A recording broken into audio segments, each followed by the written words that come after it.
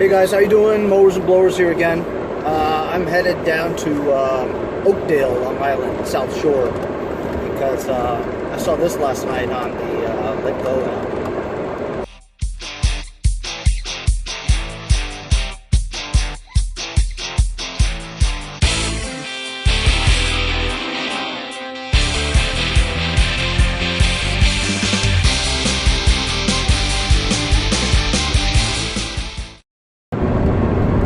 The guy said that it needed obviously wheels, you know, and a new seat, but it's a 24 horsepower Intech Briggs & Stratton engine, twin, and it runs good.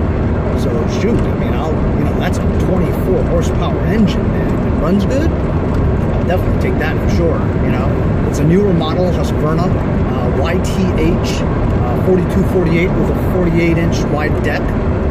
So I'm definitely interested, you know. It just puts wheels on there, new seat, you know, whatever else it needs. The guy says that it's kind of rusted out in some areas, locked up and stuff. Well, you know, PB Blaster, it will clear up a lot of rust, and I loosen things up pretty good. So I'm on my way there, gonna pick it up. It's got no wheels, so I took the wheels off of a couple of my lawn tractors at home. I'm gonna put them on just so I can roll it onto the, you know, bed.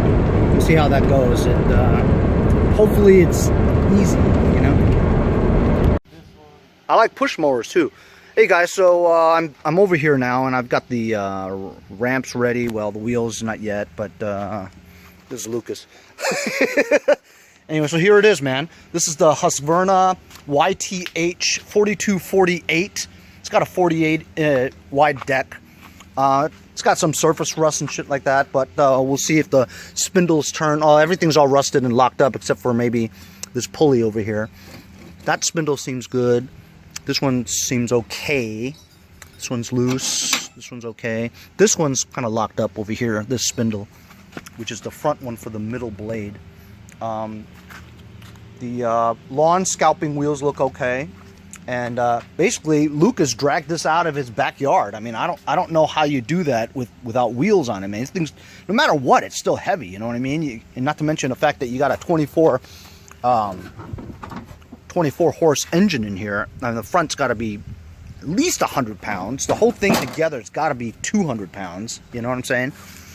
But hey, if he can do it, that's great. But I'm not going to do it because I'm going to have a heart attack.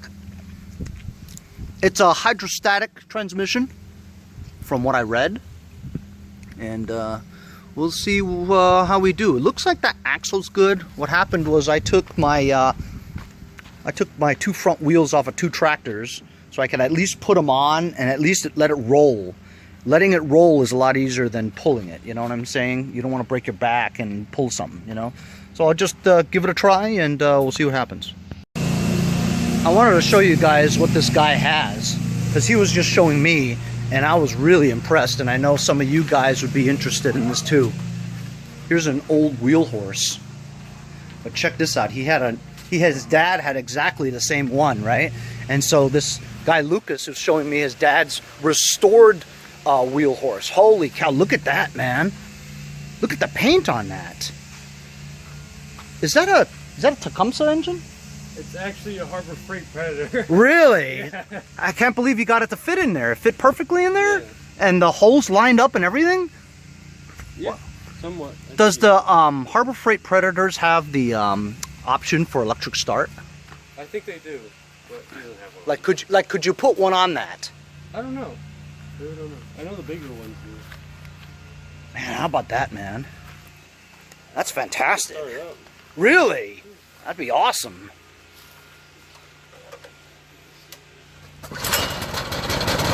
Wow. Holy cow, that's fantastic, man.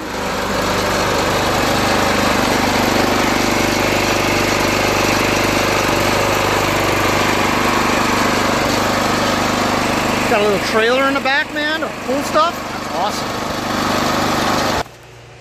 This dude's got this go-kart too. And how many Predator engines have you bought from Harbor Freight? Right? So that all worked out great. With the guy's help, you know, we got the wheels on there, no clips or anything, just the wheels. So we just it rolled on there really nicely, you know. It's a little long. I couldn't get this thing to tilt up to put my tailgate up, but I got it strapped, so hopefully it won't roll off. Maybe I should try to find the emergency brake and put that on. I'll do that. Anyway, so got this Husqvarna on there pretty well. It really wasn't very hard at all, which is very surprising because I always think that you're gonna, you know, break your back doing this stuff, but it really was pretty good. So I'm headed home now. So I'm home now, and I'm going to unload this myself. That's right, I have upgraded to the Harbor Freight steel ramps that I got for free. How did I get for free? There was a Harbor Freight Tools class action lawsuit that I joined a while back about something about pricing, whatever. Anyway, I sent in a bunch of receipts. They sent me a $160 gift card. So I bought some ramps and a welder, whatever. Anyway, I'm gonna use my winching system and just slowly winch it down.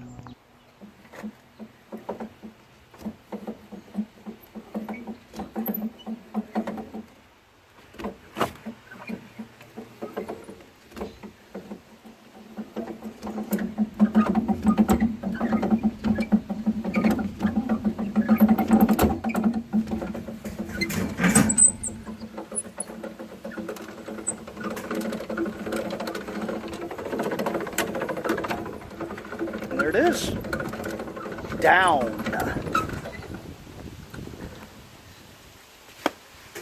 Everybody needs a winching system like that. I'll put the deck there. Mess with that later.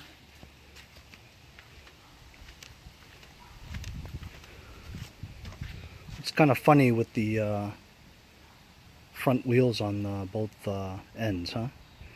I need to get some wheels and not spend a lot of money on it for sure. Look at that, guys. 24 horsepower Intech twin. This is my second twin. I had a Murray before.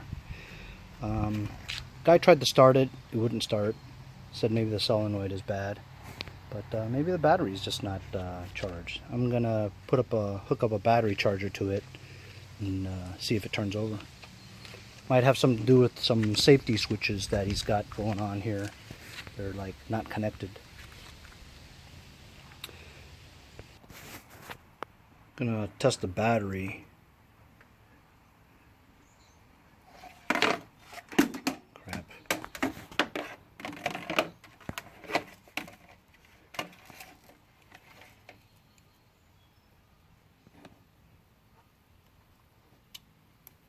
Tough to do this with one hand. 12.85. It's a good battery. Should start.